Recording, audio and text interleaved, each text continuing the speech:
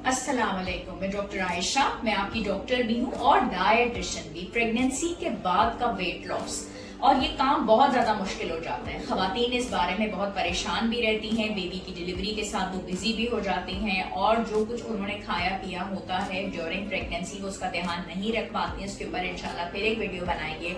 लेकिन अभी तो मसला है कि प्रेगनेंसी यानी कि डिलीवरी खैरियत से हो चुकी है और हमें वजन कम करना है। ये काम थोड़ा मुश्किल है मगर नामुमकिन नहीं है। हम इसको बहुत तरीके से मैनेज कर सकते हैं। खवातीन का ये भी बहुत क्वेश्चन होता है कि डॉक्टर आयशा हम आपके पास कब आए डाइट प्लान लेने के लिए। तो अगर आपने खैर खैरियत से 40 डेज बेबी के साथ गुजार लिए हैं, उसमें वैसे भी आपको आराम करना चाहिए, चाहे नॉर्मल डिलीवरी हो चाहे सी सेक्शन हो। आप 40 डेज के बाद डाइटिशियन से विजिट करके अपना डाइट प्लान बनवा सकते हैं। दूसरी बात ये कि वो 40 डेज आपके लिए, आपके अपने बेबी के साथ के लिए बिल्कुल नए होते हैं। दोनों का एक बॉन्ड बन रहा होता है और एक इतनी अच्छी डेवलपमेंट होती है। घर के अंदर बहुत सारी चीजें चेंजेस आ रही होती हैं, तो उस माहौल का बहुत अच्छे तरीके से गुजारिए, एंजॉय कीजिए। जब आपकी नींद चीजें सेटल हो जाइए और बहुत सारा वेट तो आपका वैसे भी कम हो जाता है बेबी की डिलीवरी के बाद।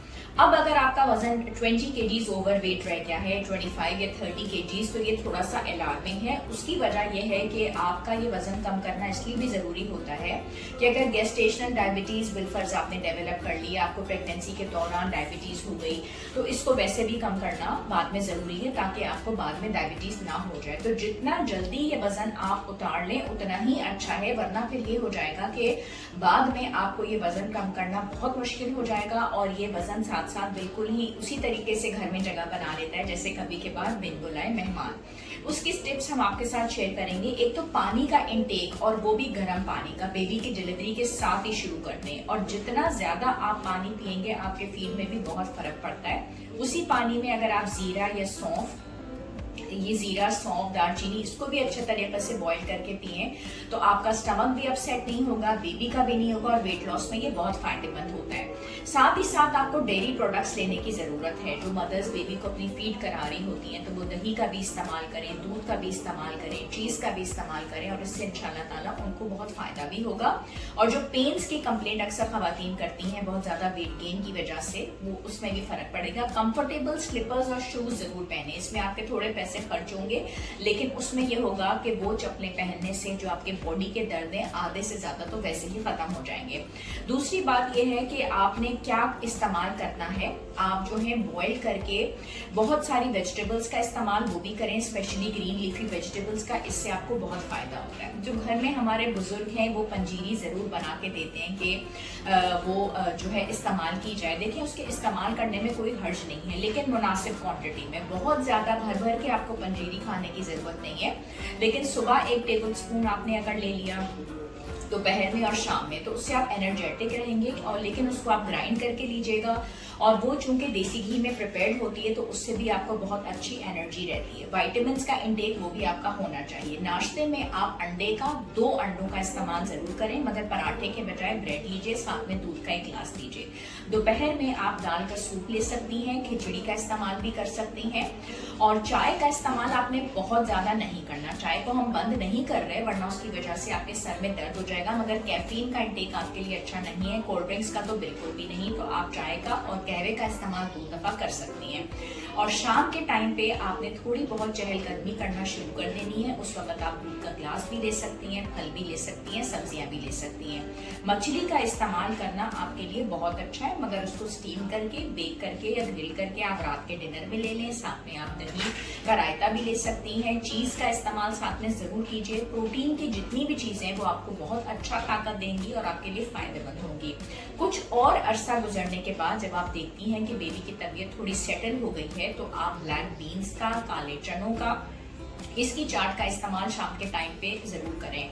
जितने भी आप लेग्यूम्स और दालों का इस्तेमाल करेंगी दोपहर के खाने में, चने की दाल के अलावा और अरहर की दाल के अलावा, उससे आपको बहुत फायदा होगा। सबसे बड़ी बात है कॉन्स्टिपेशन नहीं होगी। कॉन्स्टिपेशन एक बेसिक चीज है जो हमें बहुत तकलीफ देती है और उसकी वजह से वेट लॉस नहीं हो पाता। तो आपने फलों का और सब्जियों का इस्तेमाल छिलकों के साथ करना है, फाइबर वाली अशिया का इस्तेमाल करना है, पानी बहुत ज्यादा पीना है।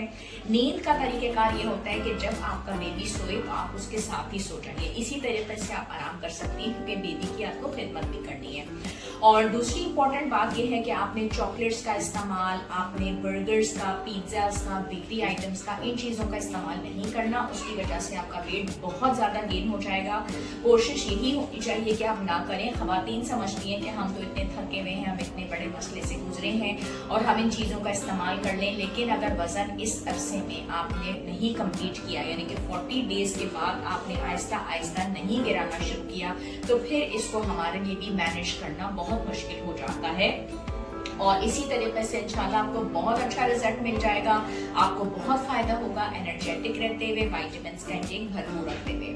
हमारे जो 2 प्रोडक्ट्स हैं जिनमें डैन एनर्जी और डैन प्रोटीन है, ये बहुत खास तरीके से हम लेने का इस्तेमाल बताते हैं और इसको अगर दिन में एक दफ़ा आप इस्तेमाल कर लेती हैं प्रेगनेंसी के बाद, तो इससे वेट लॉस भी बहुत अच्छा होता है। और जो आप कमजोरी और थकावट महसूस करते हैं, स्पेशली जोड़ों का दर्द, बालों का गिरना, स्किन खराब होना, आंखों के नीचे हल्के, वो शिकायत भी दूर हो जाती है। जो लोग मुझसे मिलना चाहते हैं, मैं सैटरडे मंडे 3 से 5 होती हूँ फर्स्ट फ्लोर प्लाजा मॉल दोगलवा लिफ्टन पे।